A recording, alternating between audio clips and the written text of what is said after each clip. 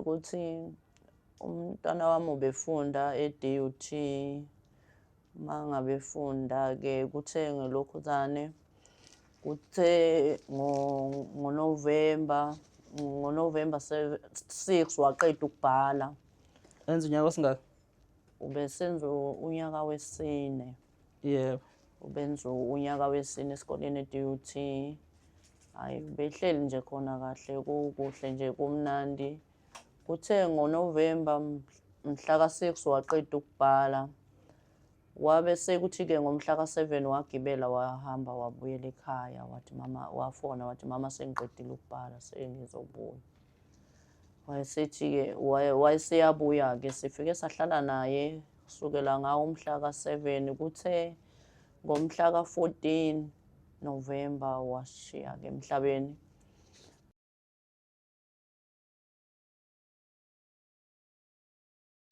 Sinibingelele babukeli nabalandeli beThuleleni TV.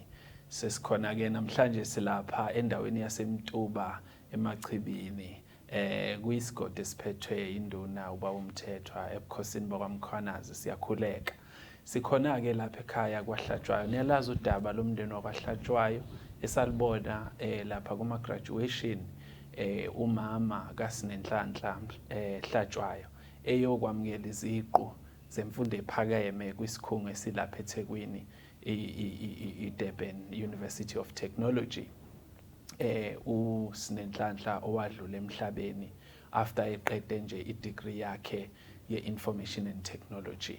Umama ke wabizwa ukuzokwamukela iziqu zakhe. Sathinteka sonke-ke kulolo daba, asilibali babukeli, sahamba nalo saze sayofika okhozini ngalolu daba. Namhlanje sizoninika ukuthi sesihambe safikaphi, sasishilo siyithuleleni ukuthi siyohamba sifike nasekhaya. Okhulumayo ke nonibingelelayo naphi lana ikhona uDr December Mpanza. Angihambi ke ngedwa, ngihamba nosonhlala kahle esifike naye ekhaya ukuzoluleka umndeni. Ungabingelela Mama Mchunu. Ngibingelele kubabukeli baThuleleni TV. Siyabonga kakhulu. Sinawo kumndeni wakaHlatshwayo esinawo lapha phakathi kwethu. Sinobaba Hlatshwayo laphaya nomama Hlatshwayo. Abantwana ke asizubaveza ngezathu eziningi esinazo nanenizaziyo. Sesikwenzile ke okuningi. Ngiyathanda ke ukuthi before mhlambe ke sikhulume nomndeni wakaHlatshwayo umhayise, sike sizwe Mama Mchunu ukuthi sisuke eThekwini saze safika eMtuba, sifike senzani la ekhaya. Babukeli baThuleleni TV, mkhulu umsebenzi esesithe safika sawenza phakathi kwekhaya la kaHlatshwayo. Umndeni usamukele ngezandla ezimhlophe, ikakhulukazi ubaba uHlatshwayo ebesiqala ukuthi simbone namhlanje kanye nabantwana. Umama sike sasebenza naye, nizokhumbula ukuthi ke uke wafika eThekwini lapho esaqala khona ke senza i-counseling. Esikwazile ke ukuthi sikwenze namhlanje, sikhulumile ke nobaba kanye nabantwana ukuthi ke sibasize ukuthi bakwazi ukuthi basamukele isimo, baphinde futhi bakwazi ukuthi baqhubeke nempilo engasekho uSinenhlanhla. Njengoba sazi-ke babukeli ukuthi uSinenhlanhla uyena owayeseyithemba elikhulu lalomndeni, okwathi-ke uma uNkulunkulu emthatha ngalendlela ahamba ngayo, wabona ukuthi amathemba ashabalala emndenini, kwangathi sekucisha ilambu elithile. Sitheke uma ngabe senza i-assessment, senza nama-interventions, siqaleke sakhuluma nobaba, esibonile ukuthi unakubaba kusebukhuni kakhulu ngempela ukwamukela ukuthi umntwana akasekho, ngoba uyachaza ubaba ukuthi uyena abesithembele kuyena ukuthi uyena ozomsiza ambambise umthwalo wokuthi-ke abhekelele abantwana bakubo aphinde amise ikhaya. Babukeli-ke nizokhumbula ukuthi ubaba unenkinga yokuthi-ke emlenzeni, unenkinga nasemsebenzini, akusahambi kahle. So uma ngabe ke ithemba lakhe eliwusinenhlanhla selivele nje selihamba ngalendlela elihambe ngayo, kunzima kubaba ukuthi amkele. Kodwa ke sizamileke ukuthi sihlale nobaba sikhulume naye simeluleke ngokomqondo ukuthi egcineni agcine amkelile ukuthi usinenhlanhla akasekho emhlabeni, akwazi ukuthi ubaba axhumane nomama babambisane ukuthi baqhubeke nempilo ngokwazi ukuthi undodakazi akasekho. Ngoba phela babukeli kubalekile ukuthi ke umama nobaba walapha kaHlatshwayo baqhubeke nempilo baphile ngoba basanabantwana okufanele ukuthi babakhulise baqhubeke nempilo baye phambili. Siphindeke ingxenye yesibili esidlulele kuyona ukuthi ke sikhulume nabantwana sibaluleke ngokomqondo, sikhulumeleke nabantwana ngoba4. Babukeli engakusho okubukhuni kakhulu udadewabo omncane uAyabonga obonile nje ukuthi usemncane konke okwenzakalayo akukakayenzi sense noma ebona ukuthi usisi wakhe akasekho, kodwa futhi uyabona ukuthi ushayekile ngoba uyena abethembele kakhulu ngoba uyasho ukuthi usisi wakhe wayemenzele isithembiso sokuthi uzomfundisa ezikoleni lezi eziphambili okuthiwa izikole zabelungu. Okusho ukuthi ke usisi uma aphinde amthengele itablet, aphinde amthengele itablet. Yes. Okusho ukuthi ke uma ngabe esezwa indaba ezibhlungu zokuthi ngeke aphinde ambone udadewabo, uyabona ukuthi ke amathemba akhe ashabalala. Kodwa ke sizamileke ukuthi sikhulume naye umntwana simenze ukuthi aqonde.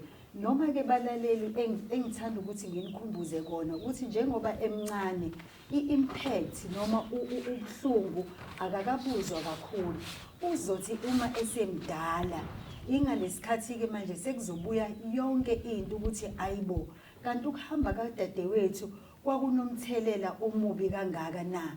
Kodwa ke njengamanje sikwazile ukuthi sikhulume naye senze ukuthi aqonde ukuthi usisi angeke aphinde ambone. Kodwa phela bakhona abafowabo abakhona uSifiso kanye noPhilani kanye nodadewabo omunye okhona uAmahle. Nabanye abantwana ke babukeli senze assessment sahlola sibabheka ukuthi bakusiphi istage manje sokuthi ke bamkele ukuthi usinenhlanhla akekho. Ngitholile ke balaleli ukuthi cha ukuba strong noma ukuqina kwabo akufani. Bahlukahlukene khona obonayo ukuthi basebuthaka, khona obonayo ukuthi hayi sebamkele ukuthi usisi akasekho.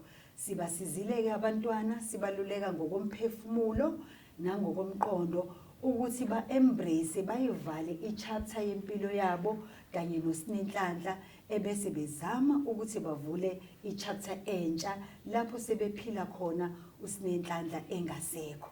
Kodwa ke baba uMpanza engikubone kakhulu ukuthi engathi mkhulu umsebenzi osemahlombe kaSifiso njengomfana omdala, uyabona ukuthi unakho ukuthi kumele ukuthi avale isikhala sadadewabo njengomuntu omdala asize nabazali bakhe ukuthi ke bakwazi ukuthi baqhubeke nempilo. Sizamikele naye ke ukumcijisa ngamakhono ahlukahlukene ukuthi lenselelo lomthwalo abhekene nawo uzokwenza kanjani ukuthi abhekane nawo ebambisene nabazali bakhe. Yilokho ke balaleli esikwazile ukuthi ke sikwenze namhlanje nomndeni wakaMhayise. Ngiyabonga. Sibonga kakhulu Mama Mchunu umsebenzi osewenzekile impela uSifiso njengobhuti omdala uyabona mawudlulelwe usisi wakho omdala usala nomthwalo wokuzama ukuvala isikhala sika sisi wakho uphila impilo kaSisi wakho uphinde uphila impilo yakho okungenye izinto ke okudinge isimo ngqondo sika Sifiso sisilungise esokuthi cha awuzuphila impilo kadadewenu uphinde uphile yakho uzophile yakho and awuzukompita nesuccess kadadewenu kodwa uzokompita nawe wedwa competing with yourself and being a better version of yourself and not trying to fit the shoes engeke uyigcwalise zikadadewenu. Siyakholwa ukuthi ke uSifiso manje uzovuka ayithathe. Asikusho ke lokubalalela ukuthi njengamanje uSifiso akasebenzi futhi akafundi. Uzobe applyela unyaka ozayo ukuthi akwazi ukufunda noma athole umsebenzi. Simfisela inhlanhla ke ithuleleni izobe imlekelela la ilekelela khona ukuthi athole usizo lokuthi akwazi ukuthi ahambe ayofunda aqhubeke nempilo noma athole umsebenzi aqhubeke asize nekhaya lakubo. Sitholile ukuthi seze wafunda ngisho code 14 manje ubaba wakhe emlekelela ukuze naye abe umuntu. Siyazi ke amathuba omsebenzi awekho eSouth Africa kunzima akulula. Ngakho ke sihlale njalo ke masikwithuleleni sinxenxa ukuthi nombani oqhamukayo nosizo angasalilethe kulomndeni wakaHlatshayo singakuthokozela lokho. Nangu uSifiso is an employable young man, a very humble young man, right, esikholwayo ukuthi he can be a good employee while elungisela into yakhe yokuthi ayofunda, ngoba siyakukhuthaza ukufunda kwabantwana. Asiwakhuthaza ama-shortcut, sikhuthaza ukuthi abantu ababe qualified babe ne-qualifications and ready to serve correctly. Asithi ke balaleli bethu ngale ukunichithela isikhathi kakhulu sike sikhulume nomndeni wakaHlatshayo sikusiza ukuphefumula kwawo ukuthi usuku sesihambe saze salapha kukuphi siwela imfula nemfudlana siza kwaHlatshayo namhlanje. Babu Mhayise, babu Hlatshwayo, sibonge ukuthi usivulela ikhaya lakho, sixoxe nawe, siphinde futhi sixoxe nabantwana bakho, sixoxe nomama wakwakho. Asikusho futhi lokhu ukuthi baba Mhayise kuyancomeka enakwenza njengomndeni ukuthi mangabe umntwana wenu esitholile iziqu kodwa engesekho emhlabeni, uvume njengenhloko yekhaya ukudedela umkakho ukuthi ahambe aye lapha esikhungweni semfundo ephakeme afike azamukele iziqu on behalf of undodakazi wakho. Siyakubonga kakhulu lokho, kwaba isenzo esihle kakhulu baba Mhayise. Ake sizwe uvo lwakho. Thank you. Cha, ngibingelele ithuleleni, babukeli bethuleleni. Umfana kaHlatshayo lona eMtuba esigodini saseMachibini. Cha, ngibonga kakhulu laba abafike bazosilungisa ingqondo ngani ngoba bengididekile vele, kodwa nje ke omunye umuntu ubengeke abone ukuthi ngididekile noba nganginombuzo nje ukuthi kanti mina angifani nabanye abantu. Ngicabanga ukuthi lo mbuzo ke ayi usumuvile kimi noba nganginombuzo nje ukuthi awu kanti mina angifani nabanye abantu ukuthi noba abanye abantu siyababona izingane zabo ziyafunda bese ibuya izobasiza, mina ngeyami ngebhadi ayisabuyi izongisiza, isiyedlula nje kalula kanjalo emhlabeni. Kodwa ke ngithi ngibonge kakhulu kuyithuleleni nobaba Mpanza nomama Mchunu ukuthi bazosilungisa isimo sengqondo. Ngibonga kakhulu, sengathi uNkulunkulu engababusisa bedlulile njalo, bengagcini ngathi ukusisiza, kodwa nje basiza wonke umuntu ocishe wavelelwa ileli thuba leli lenhlekelele yasivelayo. Ngithi ngibonge kakhulu, siyabonga. Siyabonga kakhulu baba Mhayise namazwi akho okubonga. Siyabonga kakhulu. Asisho nje ukuthi siyanithanda la ekhaya. Okwanehlela akubanga lula. Sonke sathi masibuka lento siyibuka emafonini sibona umama ezothatha iziqu kwase kuyachaza ukuthi hayi umnikazi waleziqu usedlulile emhlabeni. Kwasisinda sonke, siyakholwa ukuthi kwasinda eSouth Africa yonke.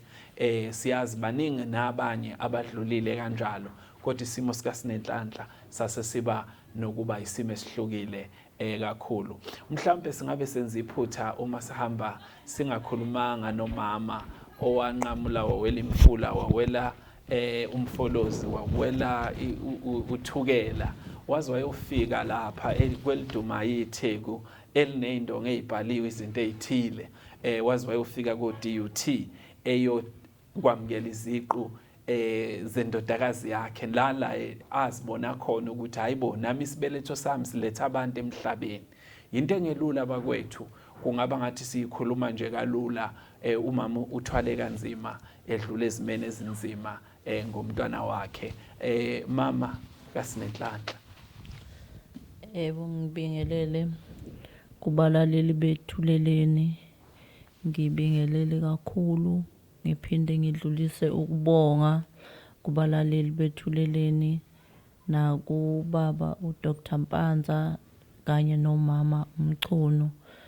Ngibongile kakhulu, selokhu nje ngabuya endaweni yaseThekwini, ngazizwa nje nginokuphila, lokhu nje ngaba ngcono lokho. Ngaphinda-ke ngase ngithola abanye nje abazalwane engikhuleka nabo la njalo ntambama ngehora lesihlanu, ibona abangisizayo. Lokhu nje ngabuya kuyithuleleni, impilo yami ngayizwa ishintsha, namanje nje ngizizwa ngingcono kakhulu. Nomkhuleko nje engiwutholayo njalo ntambama uyangisiza kakhulu empilweni, noma-ke phela kuye kube khona ukushayiseka, kodwa nje ntambama ngisuke ngazi ukuthi lokho ebengishayiseke kukho mina kuzodlula. Ngiyanibonga nje kakhulu ukuthi nigcine naze naphumelela nafika la ekhaya, ngoba inhliziyo yami ibilokhu ithatha ibeka, ngoba bengihleze ngisho ey'nganeni ngithi kodwa bazofika.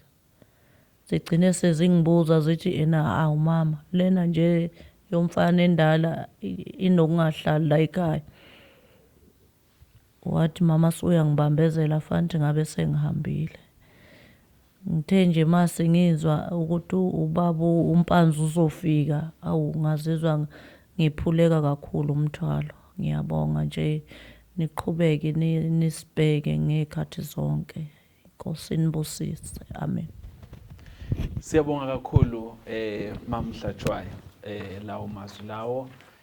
Sibonga ukuthi esasikuthembisile sekuze kwenzeka bekuyizimo ezithile ezisibambezele nathi emoyeni wethu bese sigula ukuthi awunakho koze kuvulwe izikole, sasithe sizofika kungenzeki, sasesithi hayi akwenzeke. Siyakubonga kakhulu lokho. Sibonge nokuthi emoyeni uyayizwela ukuthi usuphilile.